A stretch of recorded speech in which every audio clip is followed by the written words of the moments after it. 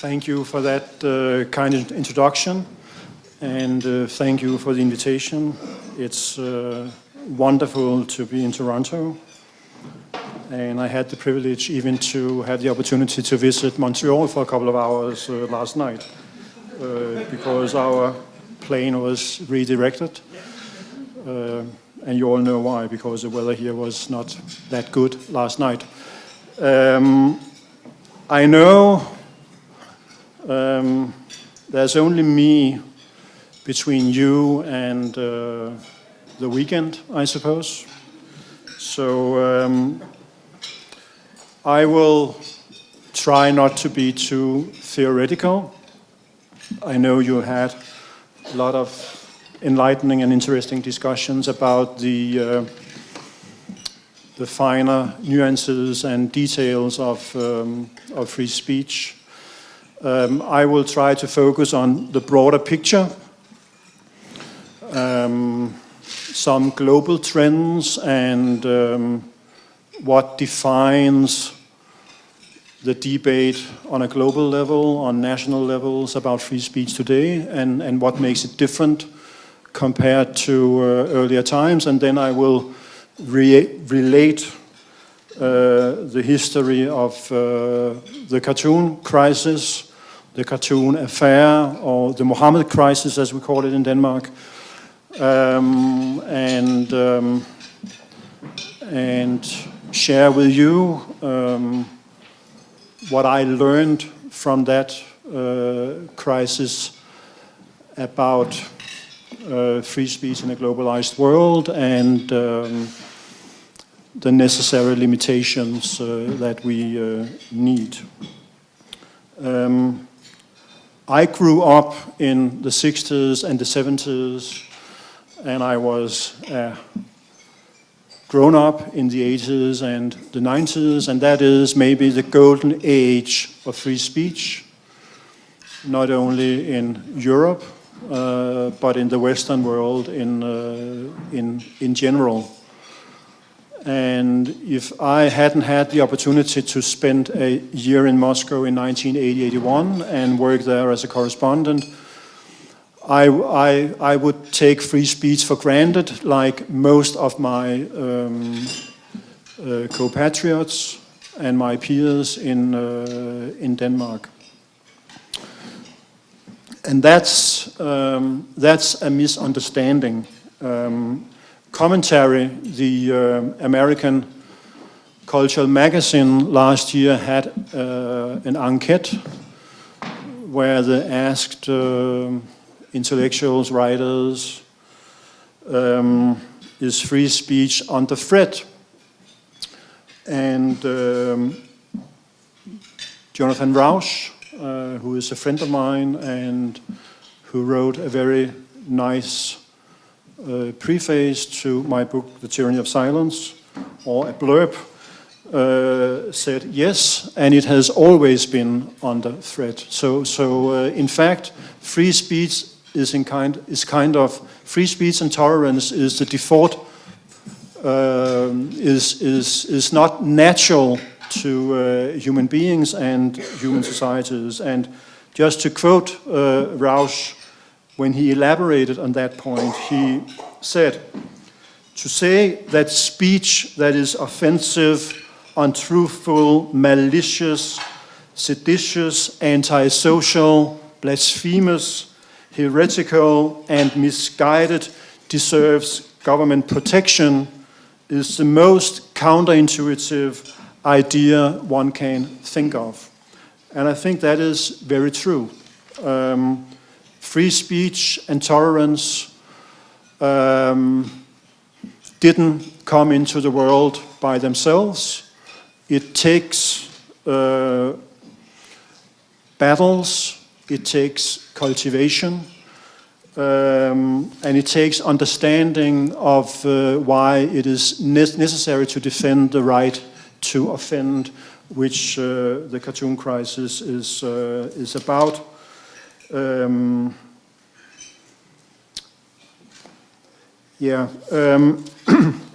First, I'll say a few words about what I believe drives the debate about free speech in the world today, and those are things that I took away from the cartoon crisis.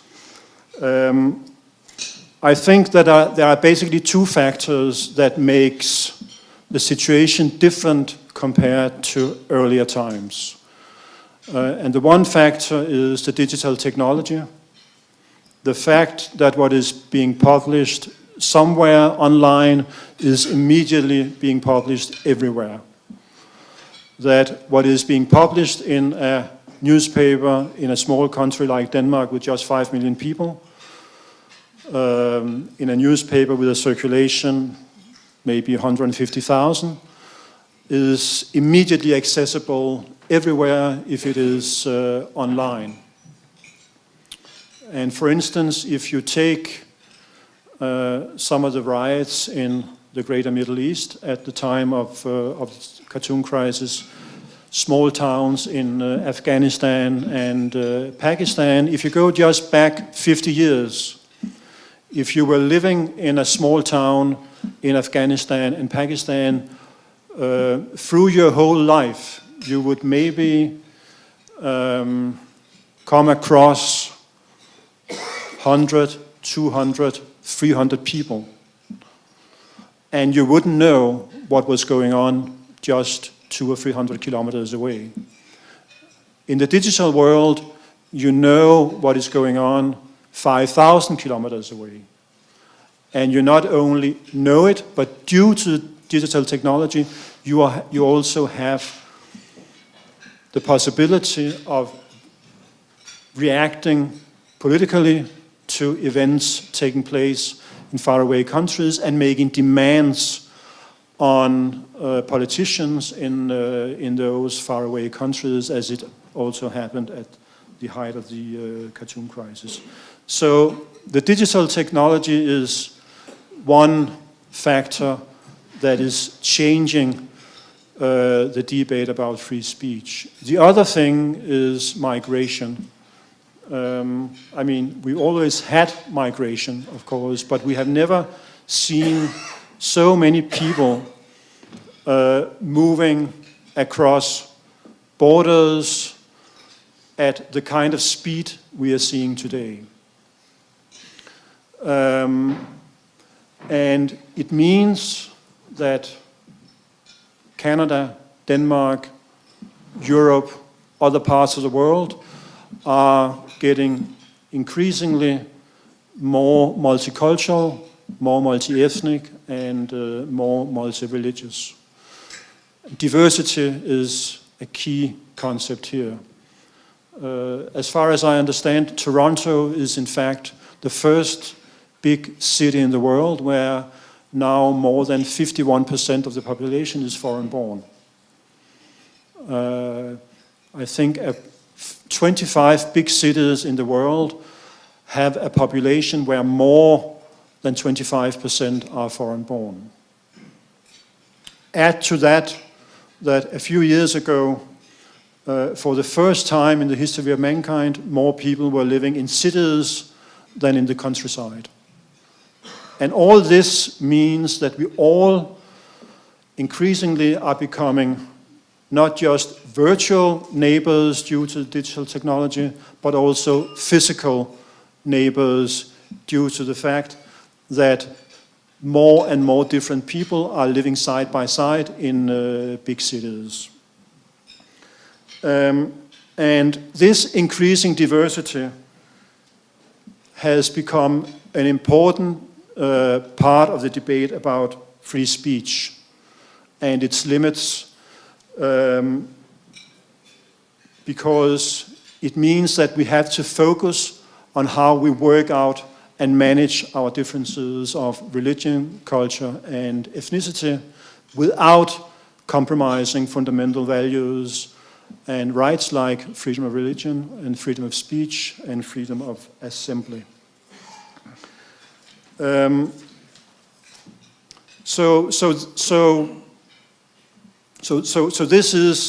are the basic contours of the way I see how the debate about free speech and its limits are going on a global level today with this increasing diversity. Then I want to share with you my version of the history of the publication of the Danish cartoons, or the Mohammed cartoons. Even in Denmark, not everybody knows all the details, even though everybody has very strong opinions about these cartoons. And every time I talk about this, also in Denmark, I learn that a lot of people, in fact, don't know everything. And in order to work out your own opinion about these cartoons, I think it's important to know the facts. I understand perfectly well that people do have very different opinions, depending on where they were born, what they believe in, their individual history and background, and so on and so forth. And I do not insist on my interpretation. I'll just try to explain my reasons for publishing the cartoons and defending them. It fits with my self-image as a classical liberal, but I know that other people may have different opinions, and that's fine. That's fine. This story begins in the middle of September 2005. Around that time, a Danish children's writer gave an interview to the Danish wire service, the Danish version of the Associated Press, in which he said that he was writing a book for children about the life of the Prophet Muhammad, but that he had had difficulties finding an illustrator for the book. In Denmark, as in Canada, as in most other countries in the world, if you write a book for children, you usually need illustrations of the main character. But according to this writer, he had two illustrators had turned down his offer to them to make the illustrations. And the one who finally accepted the invitation insisted on anonymity, which in my book is a form of self-censorship. You do not want to appear under your own name because you are afraid what might happen to you if you do it. And it turned out later that the illustrator who accepted the invitation and insisted on anonymity, in fact, was afraid.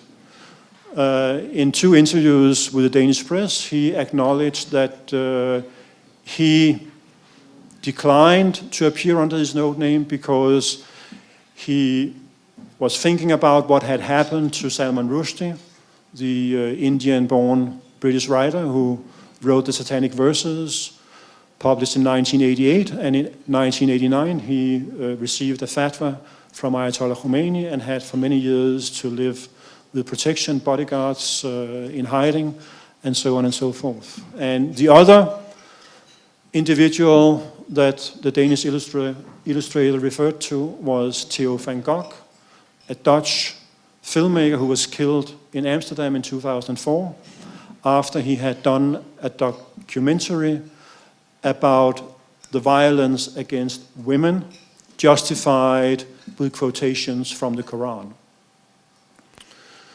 He was killed November 1st, 2004 on the streets of Amsterdam by a young Muslim who later said that he felt that he had to kill him because he had offended his religion. And in fact that he would have done exactly the same had it been his own father who had done what Theo van Gogh did.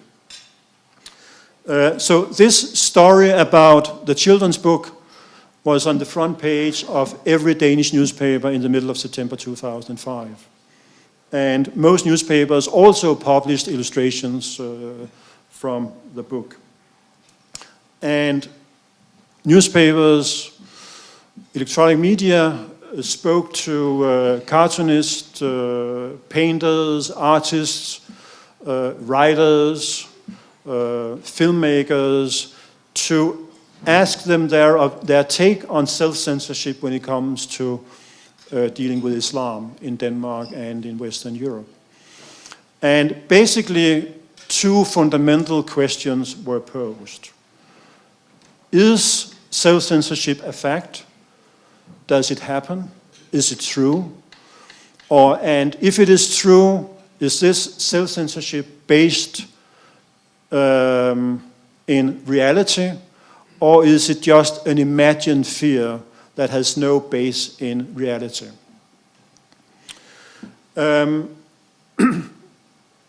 After this story was published in the Danish press, this was a big story, you can imagine, if it was on the front page of most papers. We had a discussion at the newspaper where I worked at the time, Jyllands-Posten, as culture editor, how to follow up on this story.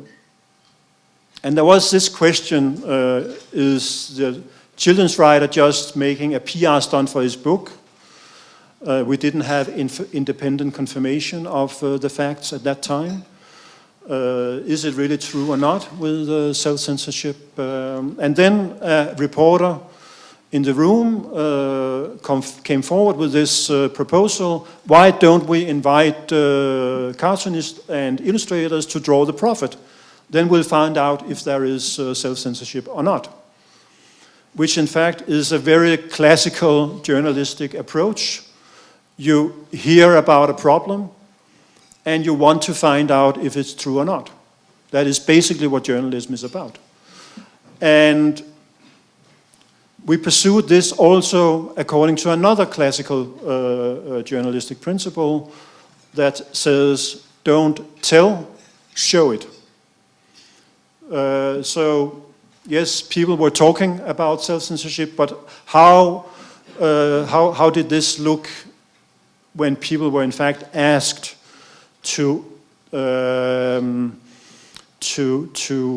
deal with this taboo and question of self-censorship? And that idea landed on my table, and I got in touch with the chairman of the Danish Cartoonist Association, and he agreed to call on his members to be part of the project. And I wrote a letter to them in which I asked them to draw the prophet as you see him. In the aftermath, a lot of people accused me of mocking, ridiculing Muslims, but the fact of the matter is that I did not ask for mockery and ridicule and scorn. I was just interested in inviting somebody who was working with images to show how they relate to this taboo. And if we look at the page, we can see that the cartoons, in fact, are very different. There is no stereotyping, there is no demonizing of Muslims. Yes, if you take out one cartoon, the most famous one at the top, you can have a debate how you can you will read that cartoon, interpret it. But if you look at the full page, you can see they are very diverse, both in whom they are targeting for satire. If you take the one on the left, the man with glasses, that is a cartoon of the children's writer, and it says on the top, PR stunt. So they are targeting him, indicating that he told this story in order to sell more books. If you take the one in the middle, you will see that the women number 2 from the left is the chairman of the most anti-Islamic, anti-immigration party in Denmark, Pia Kjærsgaard, former chairman of the Danish People's Party. And she is placed in a lineup as if she is a potential criminal. And there's another cartoon that is making fun of me and the newspaper where I used to work. It shows a boy pointing on can we show it or?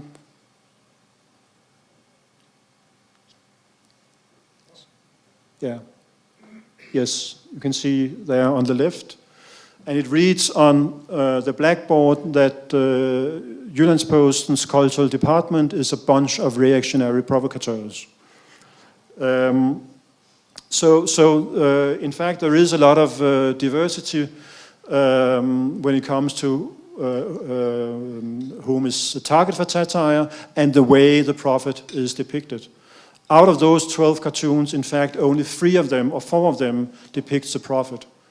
8 or 9 do not depict the prophet.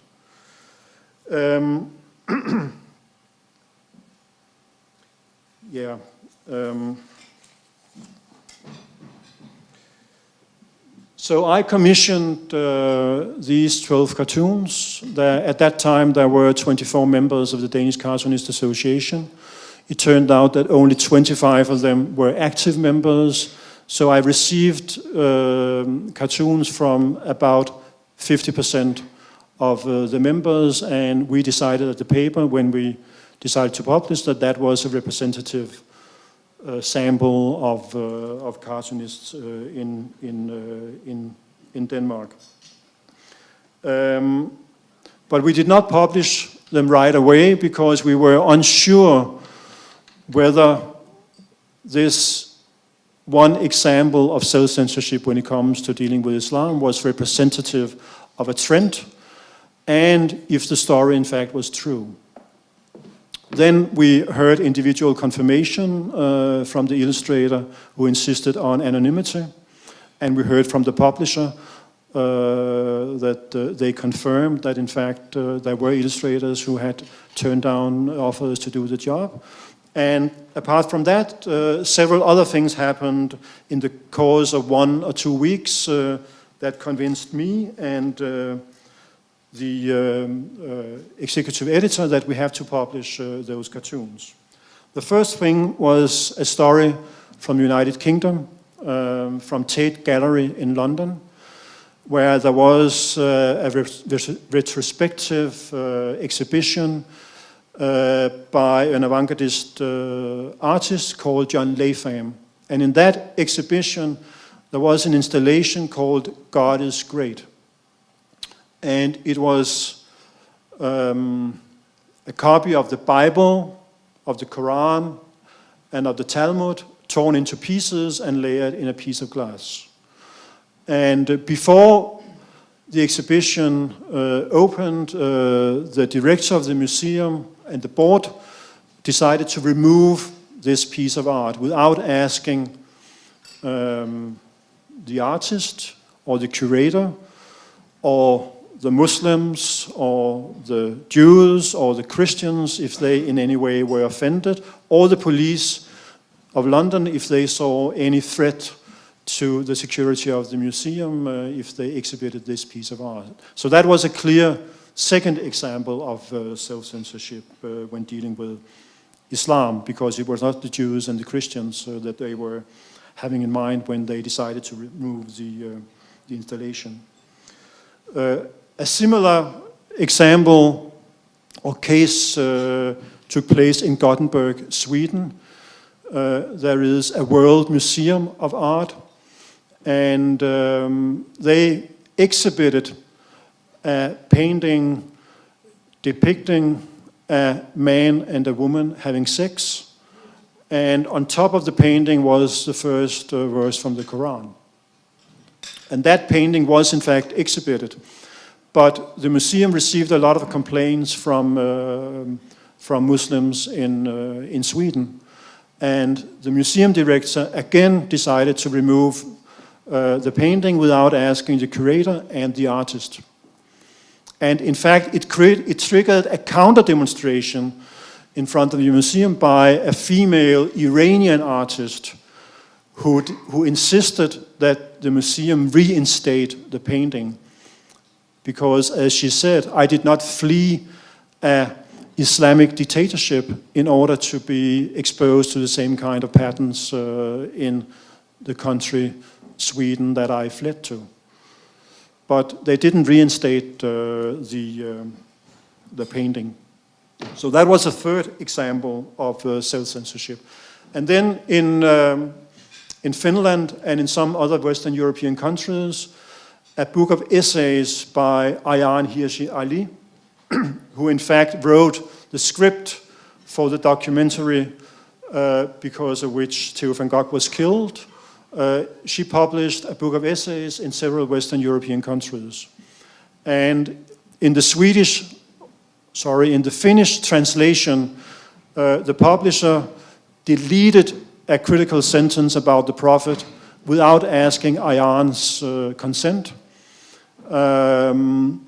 And several translators of that book also insisted on anonymity because Ayaan Hirsi Ali has been living with death threats and protection since, I think, around 2004. So that was a fourth example of self-censorship in the short period of 1 or 2 weeks. And then there was a fifth story about a Danish stand-up comedian, the most popular stand-up comedian in Denmark, who gave an interview to my newspaper in which he said, you know, I have no problem mocking the Bible in front of a camera, but I am afraid of doing the same with the Quran, and it really annoys me. So he was acknowledging that he was making a difference between Islam and Christianity when it comes to satire. And then finally, in Copenhagen, there was a meeting between the Danish Prime Minister at the time and a group of imams in Denmark in the aftermath of the 7/7 London bombings, 2005.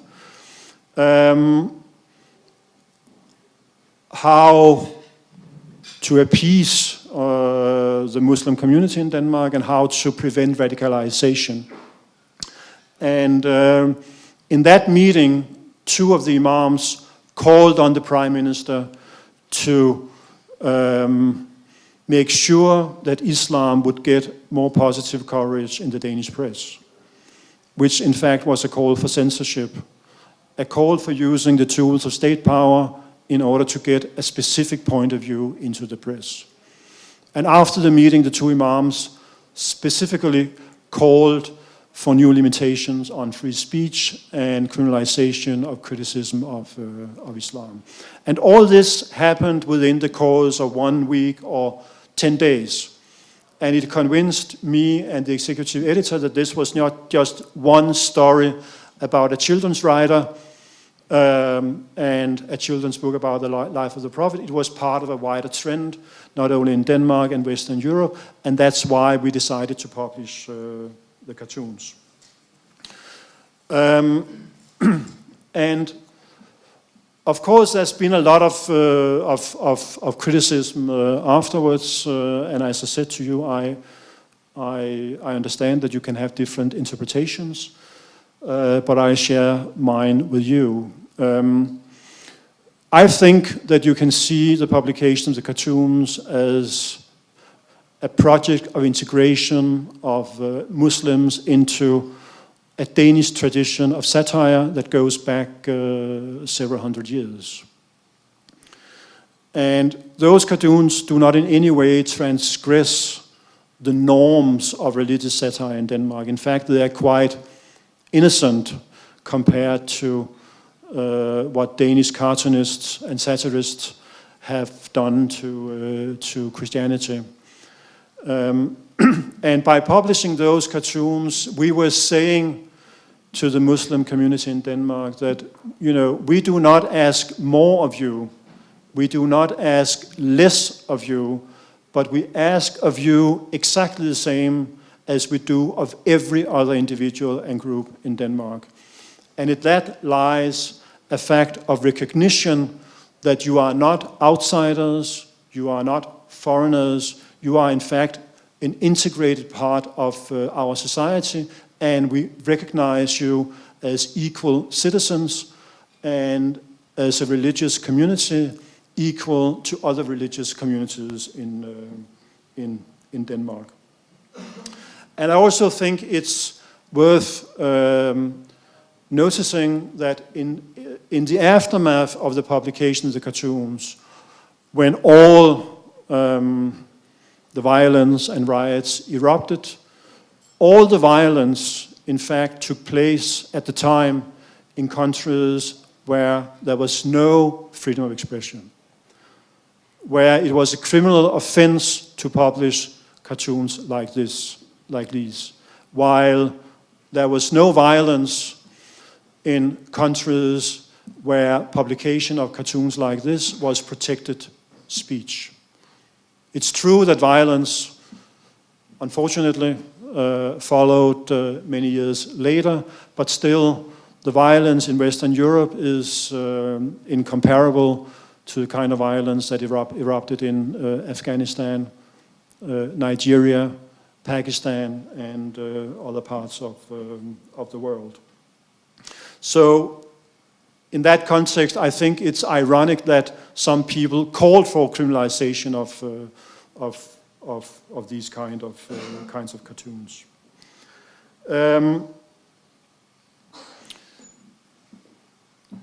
To go back to the beginning, I spoke about the forces of globalization, and I think this is a real good case study in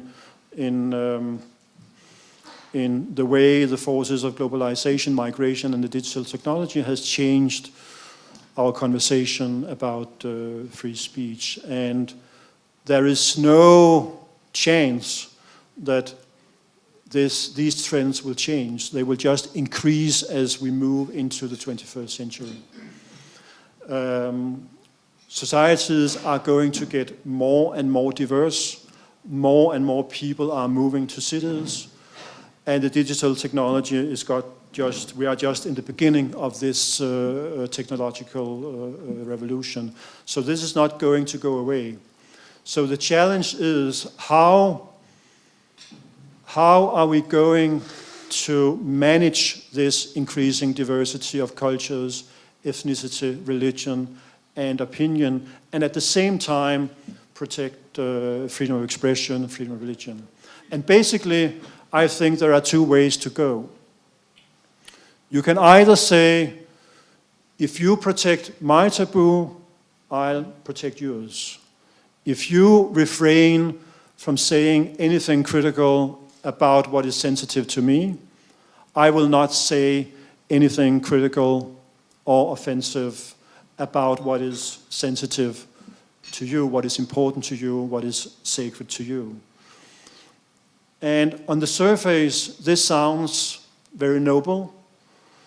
It sounds nice, but I'm afraid that it will lead to a tyranny of silence in the end if you want to follow this principle in a consistent way.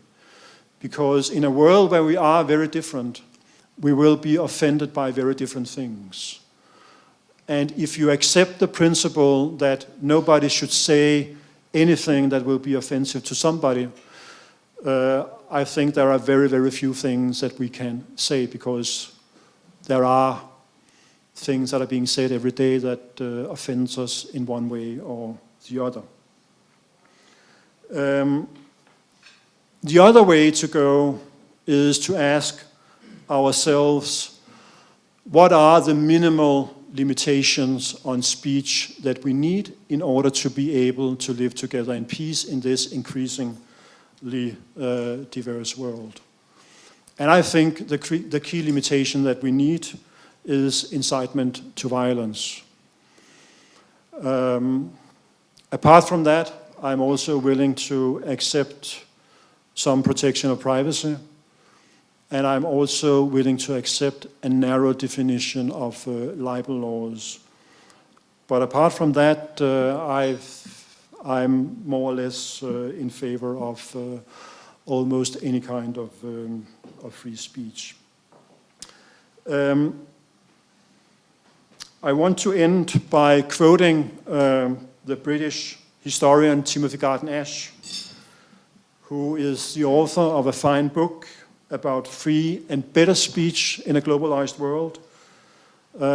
Garton Ash explains why free speech is so important to understand others and ourselves. And he writes, and I quote, I think I want to have something to drink. Oop.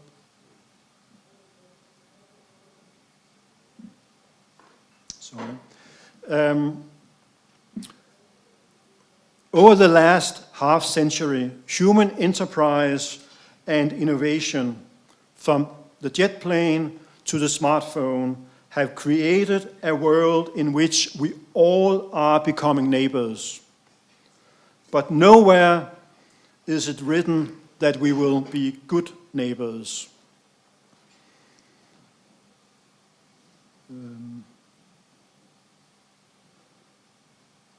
Central to this endeavor is free speech. Only with freedom of expression can I understand what it is to be you. Only with freedom of information can we control both public and private powers. Only by articulating our differences can we clearly see what they are and why they are what they are.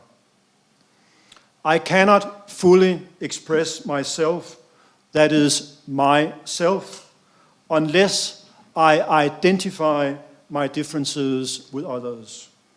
We all notice differences and respond to them both consciously and unconsciously. Unless we explore those responses and feelings, we have no chance of digging down to the hidden biases of which we are not aware. And I'd be happy to answer questions a little bit later about Europe, Donald Trump, or whatever you want to talk about. Thank you for your attention.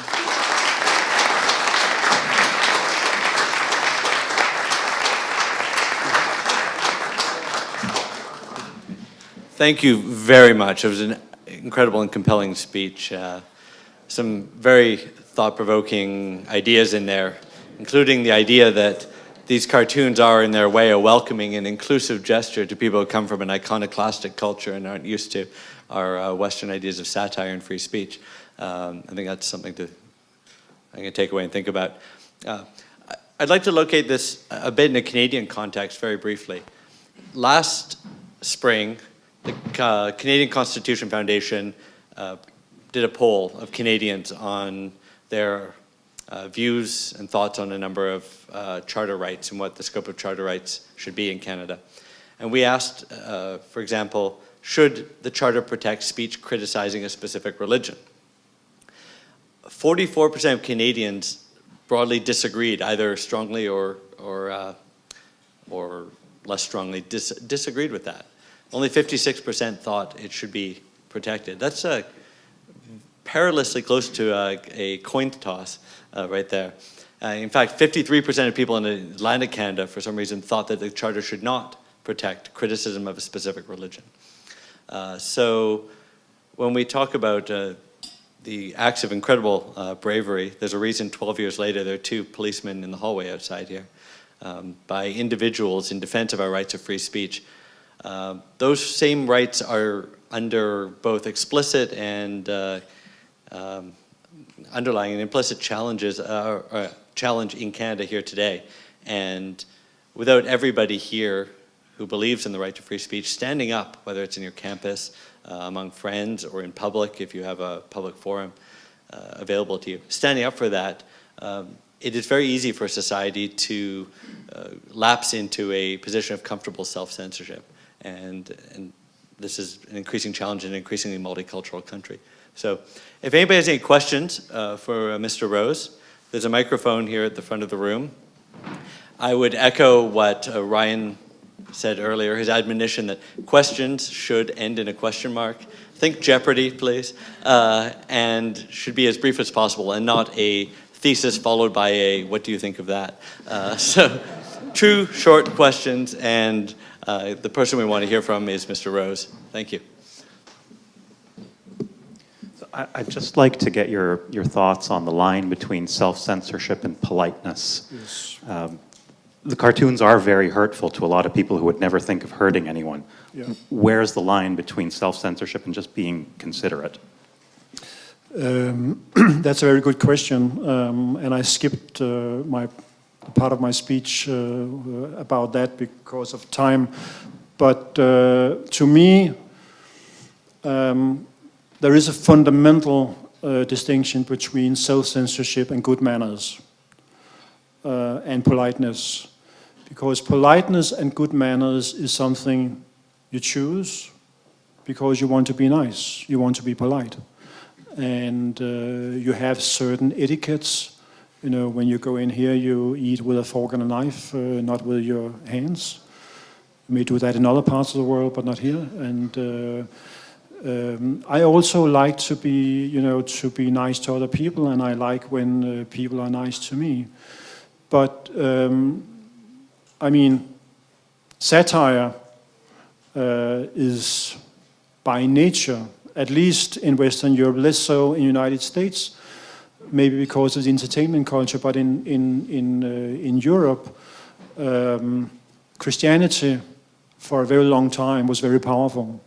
And in order to challenge religious dogma, satire was a frequent weapon to do that. And as I said in the beginning, the cartoons they did not come out of the blue.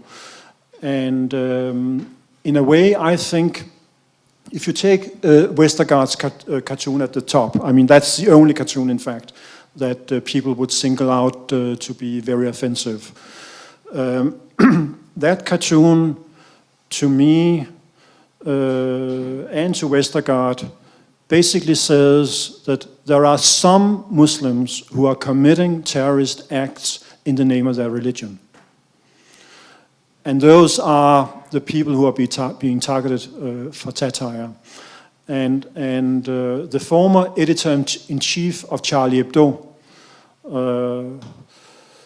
he was not killed, fortunately. He was the former editor-in-chief already at that time. He said, at the time of their, they had a court trial in Paris in 2007.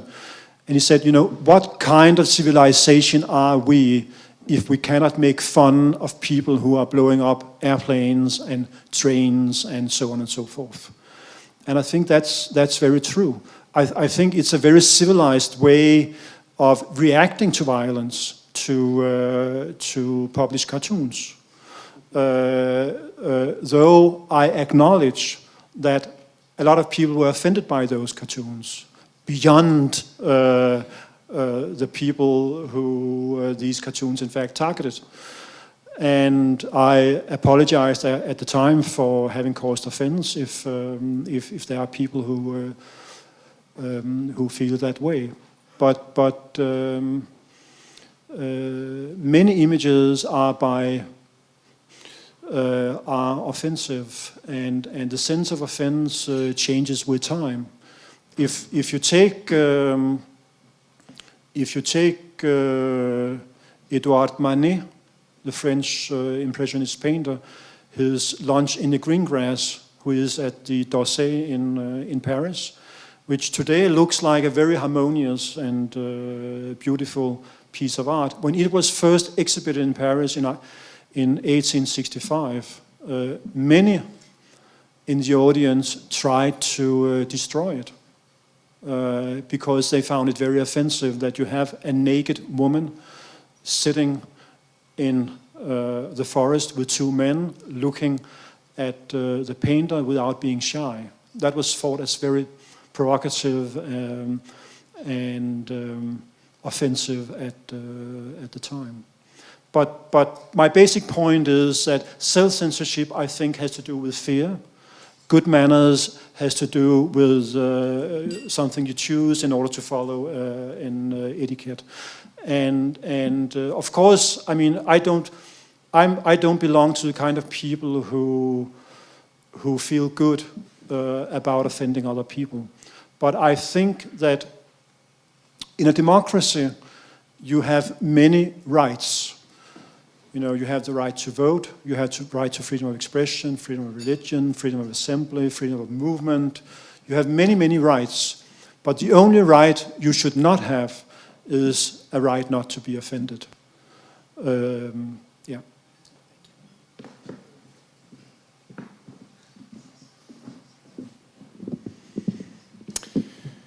After the publication and the violence, many media outlets covered the story, of course, but very few of them republished the cartoons. In fact, I think in this country there was only one publication. Yeah, but it was basically on this side of the Atlantic that very few newspapers published. Oh, very good. On the European side, many more did.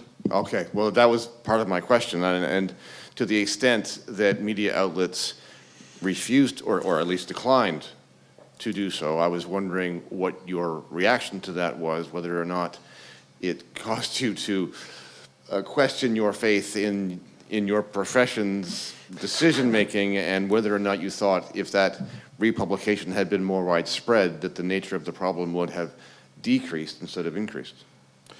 Yeah, that's a very good question. I mean, I lost a lot of illusions about my profession for the past 12 years. Not only at that time, as you may know, I left the newspaper where I used to work in 2015 because of a conflict with the top management. They wanted to silence me. They didn't want me to do things like this. I wasn't allowed to do things like this for some years. And in the end, it triggered a final showdown, and I decided to quit. Because,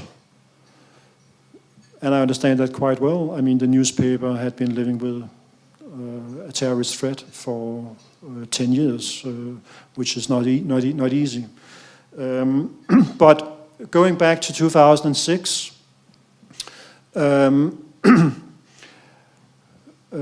I mean, I think every editor, of course, has a right to publish whatever they want.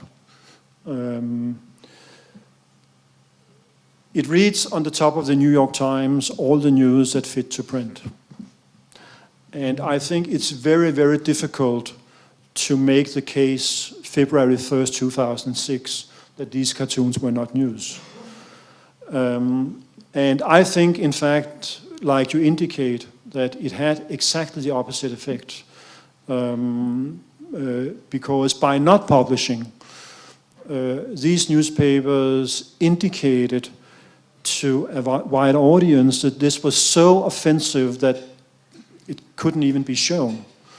And I received a lot of emails from people in the United States. You know, where can we see the cartoons? Nobody published them here.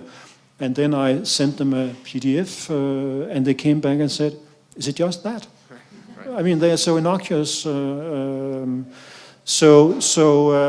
I think by not publishing, they increased the sense of this must be really, really offensive. And it became a kind of, I mean, Greg Lukianoff, the director of FIRE in the US, that like you fight for freedom of expression in education in the US, he said that in a way it was the original sin for the debate about free speech and this insult fundamentalism that is growing in the West. Because publication does not mean endorsement.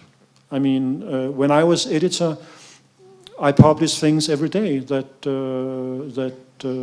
with which I disagreed, or sometimes things that I found very offensive myself.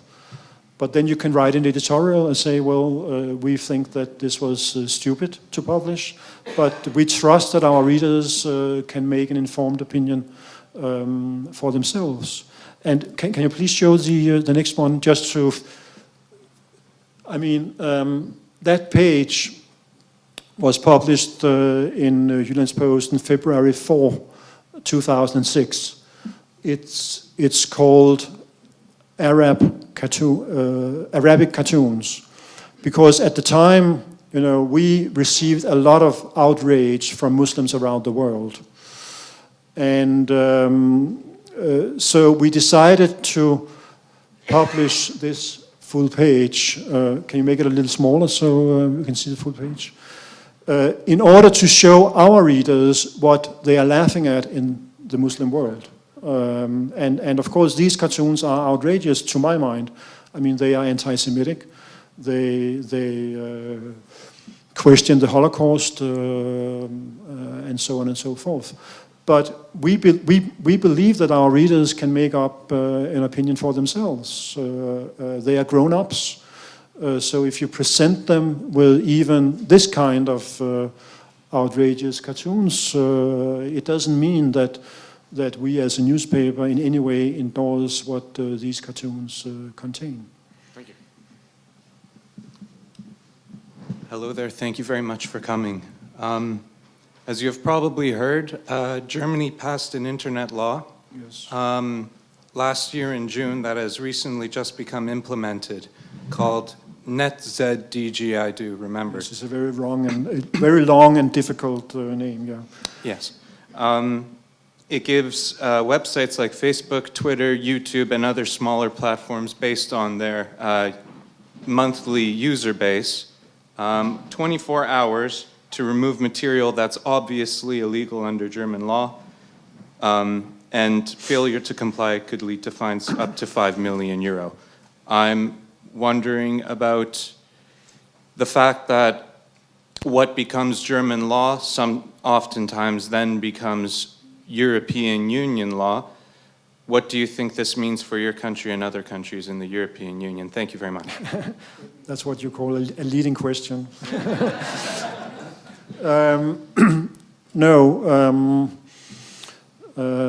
I think in general that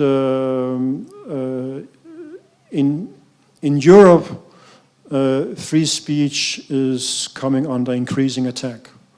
And it's not only this German law.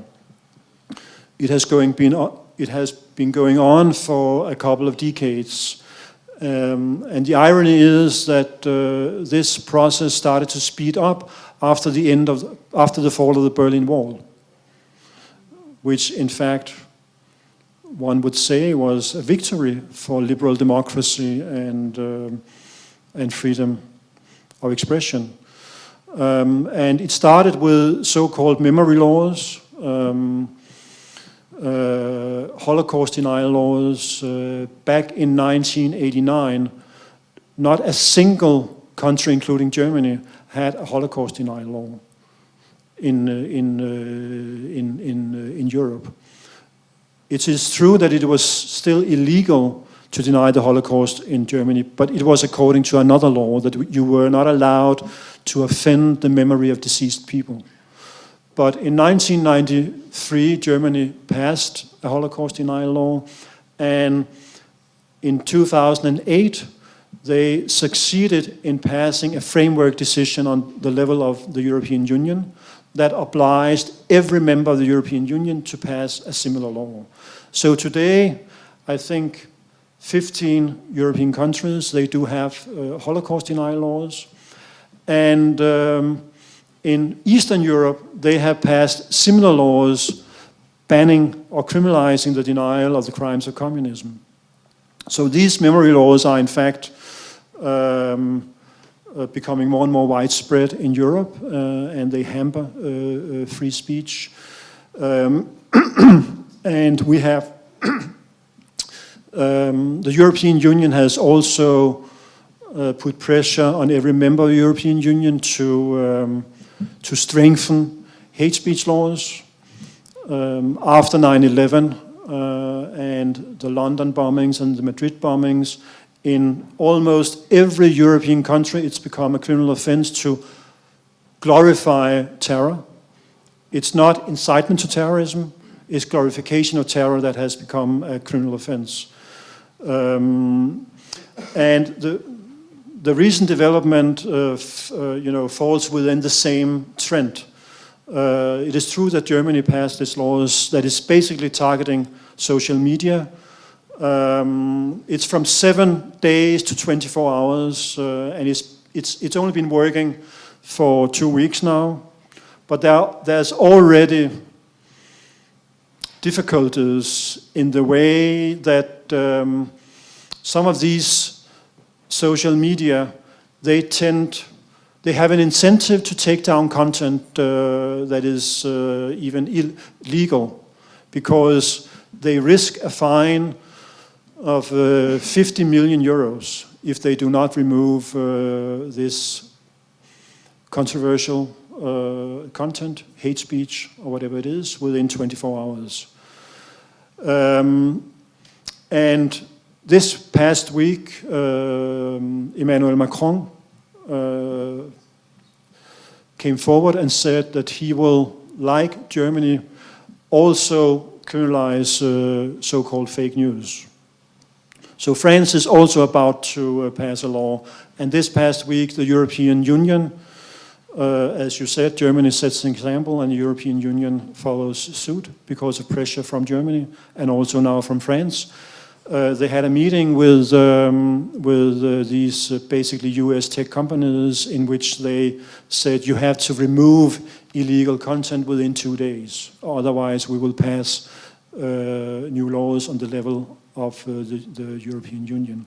So I think there will be pressure on all European countries. In fact, the Danish government recently established a free speech commission that is going to write a report on the state of free speech, and I happen to be a member of that commission. We are going to have our first meeting next Friday, and I'm going to be in a minority in that group with a good friend of mine. But this is something that we will fight. I'm really puzzled by the fact that the liberal democracies want to criminalize so-called fake news. This is fake news law. Laws against fake news was the way the countries behind the Iron Curtain put dissidents in labor camps. The two paragraphs in the Soviet criminal code that 90% of all dissidents were convicted, according to, was criminalizing the dissemination of deliberate false information about the Soviet political and social system. And this is basically what the Western European countries are trying to do now. So it's very, I'm worried. But I think, the jury is still out. There are battles to be fought, and I will do my best to prevent these kind of laws to be passed in Denmark, at least. Thank you. 2 more questions, and then we'll let Mr. Rose get some dinner. First of all, thanks for the talk. Very interesting insider perspective. Okay, now I'm all for publishing images that shock people. What I'm a bit worried about is image or jokes that comforts stereotypes. That's I saw. Obviously, I'm thinking about the cartoon with the bomb on the head. Now, I was a child in 2005, so I don't remember well how it was. But obviously, since 2001, it's a stereotype in popular culture where, well, people joke about Muslims bombing stuff, and it's not shocking, and I think it's a problem that it's not shocking. And I'm also thinking about well, people from Quebec might have heard of Peter McLeod, who jokes about woman drivers or Asian drivers, and it's not funny and it's not shocking. It's stereotypes, and it's problematic for minorities. So I'm not for regulating on this. I'm just asking about the responsibilities of medias or humorists or satirists in that. And what's your take about this? Thanks. Yeah. Well, that's a very good question, and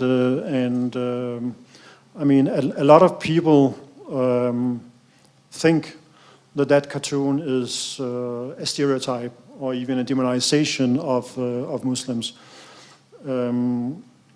and I acknowledge that there are people who read the cartoon in that way, but I just think it's I just disagree with that opinion. As I said, I believe that cartoon is saying that there are some Muslims who are committing terrorist acts in the name of the Prophet. And in that way, the cartoon reflects a reality. It is true. On the stereotyping, I just want to relate to you a story from Iran.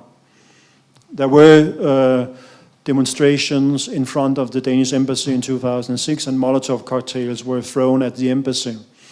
And a Danish reporter went to Iran, and he found the man who organized the demonstrations in front of the Danish embassy. It was the youth department of the Revolutionary Guard. And even though it was a youth department, this guy was 72 years old. But never mind. And it turned out that he had never seen the cartoons. And the Danish reporter asked him, well, do you want to see them? And he said, yeah, let me have a look. And he showed him the one of Muhammad with a bomb in his turban. And he looked at it. And you know what offended him? It wasn't the bomb. It wasn't the Shahada from the Quran. He said, why does Muhammad look like a Sikh?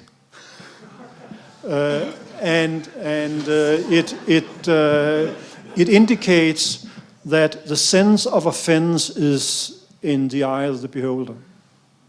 There is nothing as an offensive image in and by itself. It's all in the eyes of those who read a cartoon. I mean, as I said, I have to, acknowledge that there are people who find this cartoon offensive, and there are people who are saying it's a stereotype. But if you compare it to anti-Semitic Jews, this is not a cartoon that is saying that it's not like the eternal Jew. If you have a believing Muslim who believes that he looks like a Sikh and not like an Arab, it's very difficult to say that it's an ethnic stereotype.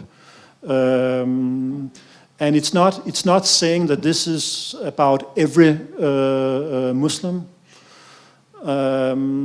I think it's more like, it's similar to, if you have Jesus Christ on the cross with a bottle of beer in his hands. One of the cartoonists participating in here made a cartoon like that. It doesn't say that every Christian is an alcoholic. Or if you have a cartoon of Karl Marx with blood on his hands, it doesn't say that every Marxist is in favor of violence. So I personally disagree with the fact that it's a stereotype, but I have been confronted with that reading many times. So I had to take notice.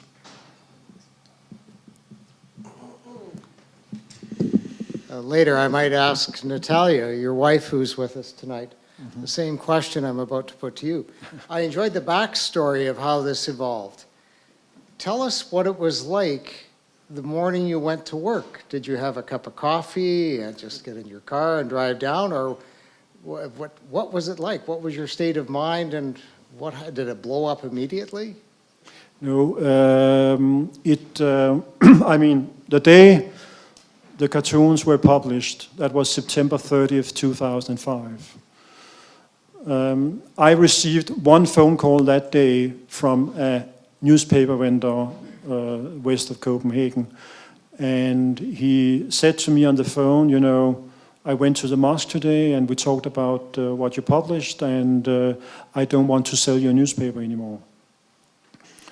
That was the only, I received a few emails from readers who found it funny or interesting, but there was no reaction apart from that. 2 weeks later, there was one demonstration in Copenhagen.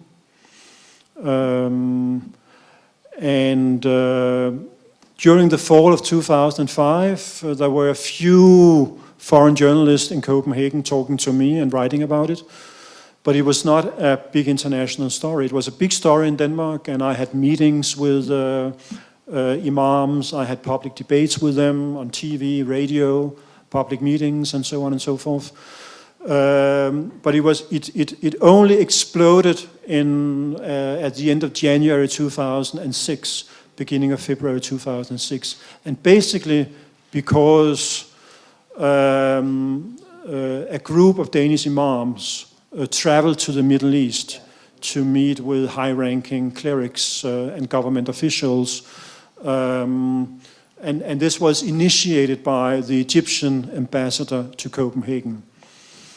And it tells you something about the randomness of history, because as a matter of fact, cartoons of the Prophet Muhammad have been published many times without these kind of reactions. But it takes certain circumstances to have incidents like this blowing up. And it turned out that Egypt, in the fall of 2005, in November, they had a parliamentarian election. And for the first time in many years, the Egyptian, the Muslim Brotherhood was allowed to run for office. And this is an Islamist group. And the Mubarak government used these cartoons to show their voters that they were the true defenders of Muslims in Egypt and not the Muslim Brotherhood. So that's why the Egyptian government had an interest in stirring up all this. You had the same in the Palestinian territories, where you had an election at the end of January 2006. And it was not the Islamist Hamas who used the cartoon, it was the secular Fatah, because they also wanted to demonstrate that they were good Muslims. In Pakistan, you had a hike in sugar prices around this time, and therefore the government wanted to divert attention from domestic problems to use these cartoons to energize their base. So it was really a coincidence, I would say, that it would never have blown up if these imams hadn't traveled, and they would never have been received at such a high level if the specific countries wouldn't have had an interest in using the cartoons at the time. I mean, for me personally, I will say that it was... You react by instinct in situations like this. It was only a long time. Well, I published my book about the cartoons only 5 years after the crisis, because I had to reflect and try to understand what happened. And I traveled the world, in fact, for 5 years debating the cartoons. but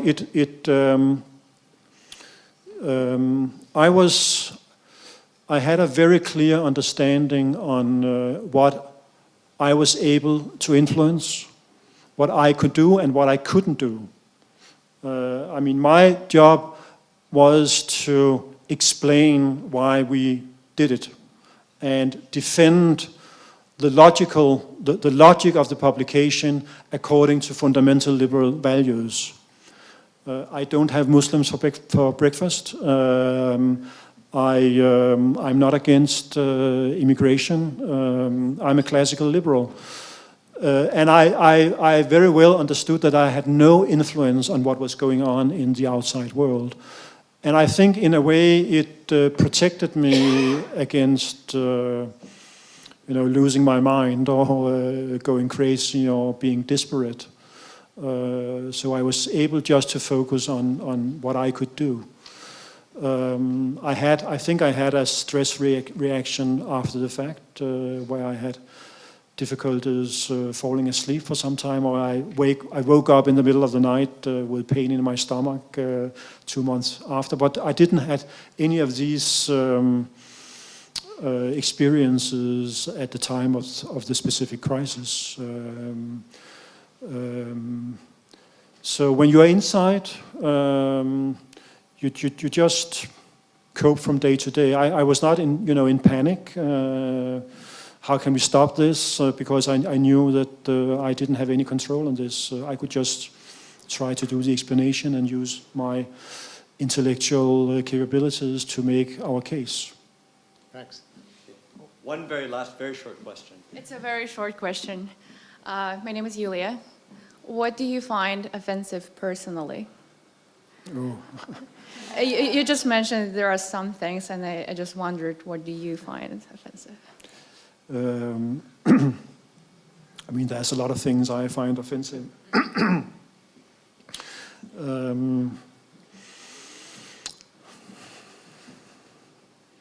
can just give one if you want. Yeah. Well, as you know, my wife is from Russia. I lived for many years in Russia, and I also spent time in the Soviet Union. I find it offensive the way Russia is being demonized in the West. I mean, I don't agree with Vladimir Putin. I don't especially like the kind of government that is in Russia right now. But if you compare Russia to the Soviet Union, it's a very different place.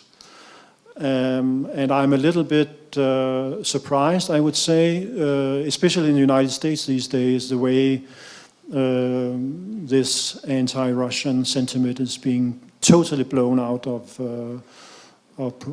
proportions.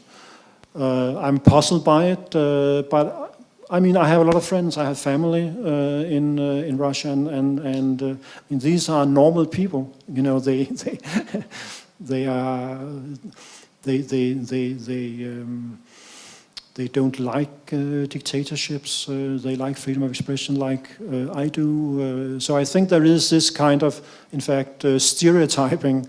Even though there are many things to criticize in Russia, but I think it's totally blown out of proportion. And there are a lot of good things to say about Russians and Russian culture.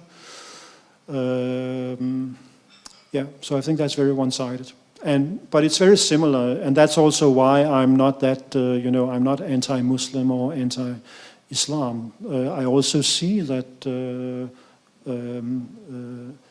Muslim communities in Western Europe are having a tough time and are being discriminated against. I mean, my Russian-born wife she was being discriminated in Denmark for being a foreigner, to get a job, to get access to the labor market, because Denmark is a very homogeneous nation, and when she came to Denmark, it was not, the Danes were not accustomed to accept outsiders the way we do now. Thank you for your answer. Mm-hmm.